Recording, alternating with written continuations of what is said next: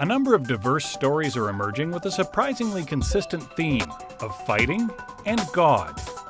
In a moment, an imam discusses how some young London, Ontario men became implicated in an act of international terrorism in the name of God. Canada's ambassador for religious freedom describes the worldwide struggle among people of all faiths to express their beliefs. Then Janet Epp Buckingham tells Lorna how the struggle for a law school at Trinity Western University is but one chapter in a larger fight against the marginalization of faith in mainstream Canada. This is Context, a look at life beyond the headlines.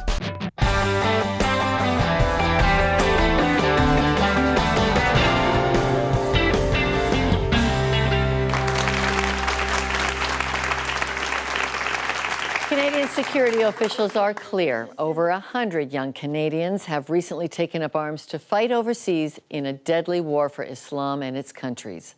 Our first guest is an imam who learned that 3 Canadian youth had spent time learning at his mosque and were implicated in the attack on the Algerian gas plant. What's going on with violence in the name of God? Dr. Munir El-Qassam, welcome to Context. Thank you so much. It's a tough question, but we need to ask it. Why are people fighting in the name of Allah? Now, when we mention Allah in English, it may mean to certain people that this is the God of Muslims, and it may be a little bit misleading. Allah is the Arabic for God, the same as Dieu is the French for God, Dio, Dios. So when we say why people are fighting in the name of God, we are implying when we said Allah that these are the Muslim people who are fighting in the name of Allah. But the reality is that the world we are living in today and in the past, people did fight in the name of God, on behalf of God, for the sake of God, as if God wanted us to fight with one another. But the truth of the messages we received from God is that we should really learn how to live together, to coexist. So if you ask me why are people then not doing what they were told to do, it's because of the turmoil, the realities. People are living under different circumstances, political upheavals, revolutions, poverty, so many things interact with each other, and the outcome, people who are not happy, who are disgruntled with all that is happening to them, and they end up fighting, and religion seems to be the most convenient, placard they raise as they fight, so to speak, in the name of God. And that's very unfortunate.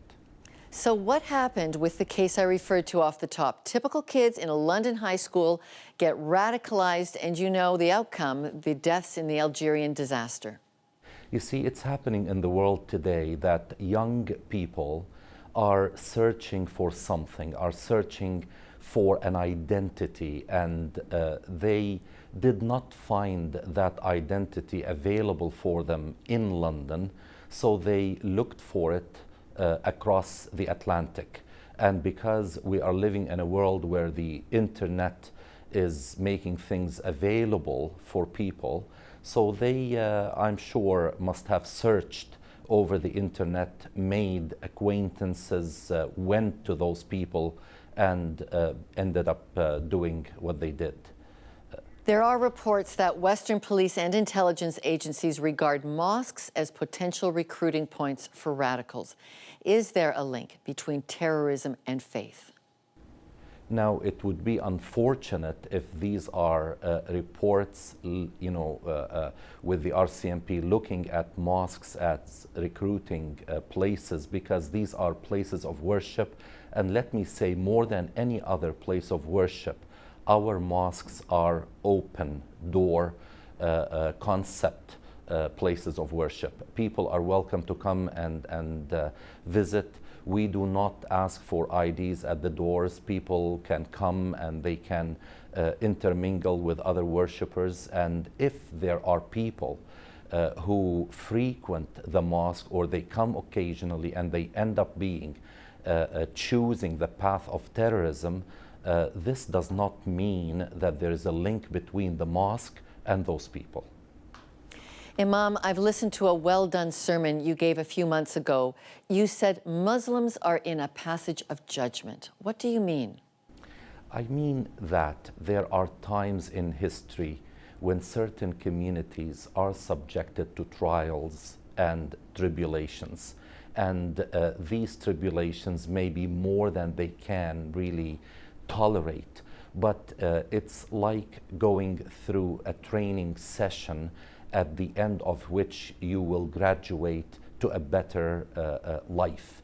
What I meant was to comfort those people who are going through tremendous difficulties.